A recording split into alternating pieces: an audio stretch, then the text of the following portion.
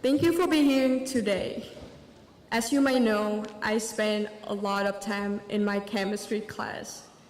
There are two things that I remember from Putnam: human population capacity and how we see light, none of which really related to chemistry. The first one is his favorite off-topic discussion. The second one is the metaphor for my journey at Lincoln High. Humans don't see light. Light is reflected into our eyes. Everything starts when a photon hits your retinal cells and send the impulse down your optic nerve to your occipital lobe, and the information is then processed uniquely to every individual. Without your photon falling into your eyes, we cannot see. Without Lincoln High, none of my exciting experience and achievements would exist. Lincoln High was my photon. And today, standing here, I know where I want to be and, what I want to be and where I want to go. Came to America 3 years ago. Barely can say 2 consecutive sentences in English. I don't think I would ever be able to stand here giving a speech if I didn't happen to be a link. They said, it's not about the place, it's about the people. Thanks to the EOL program, I've learned vocabulary and grammar. I've learned my writing skills from AP US History DBQs. I've learned from my English teacher that in order to establish your ethos, don't tell your audience that you're not a good speaker. So here I am, standing here, telling you I have public speaking phobia. The thing with being bilingual is when you're nervous, it becomes bilingual.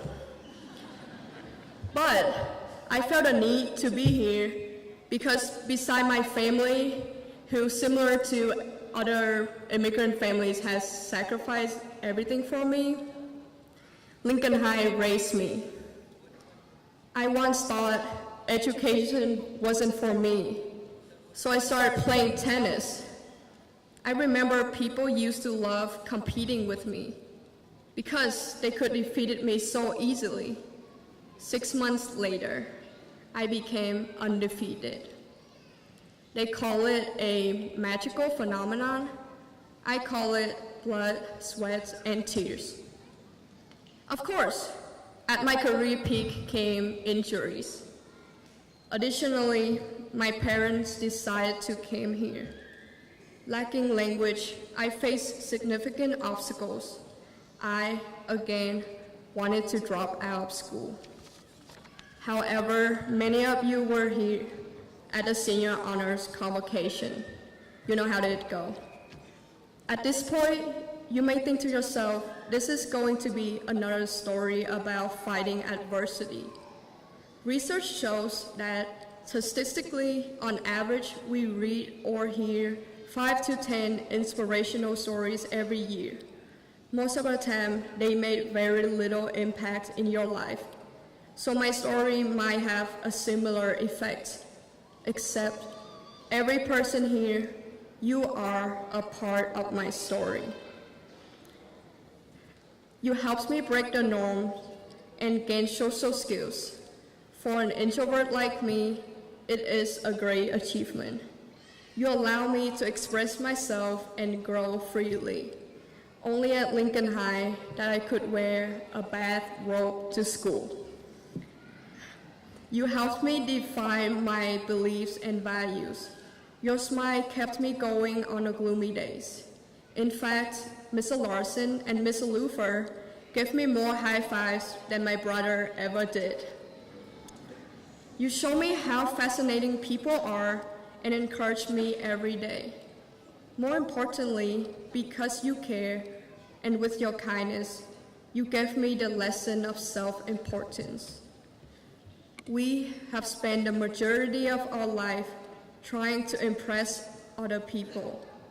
You might have heard they say, be yourself more than too much, but they never tell you how to. So I want you to leave here today being reminded that you have to be impressed of yourself before someone else does. You have to know that you are amazing and talented before someone else does. You have to forgive yourself before someone else does.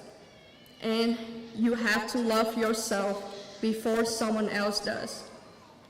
Then you will be in control of your future and will not let failure defeat you. By the way, the statistic that I told you before, it wasn't true, but you believed me anyway. It means a lot, and I established my ethos. My English teacher should be proud. Lastly, as a wise man once said, God grit. Thank you.